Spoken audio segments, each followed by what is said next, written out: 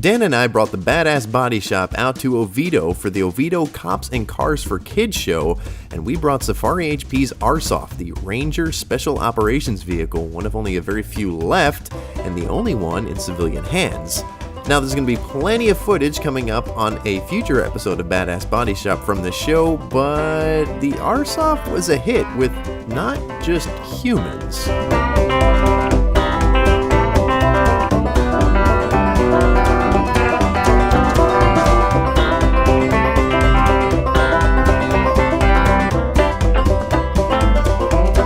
So these Chick-fil-A cows mean business. Remind me not to eat beef anymore.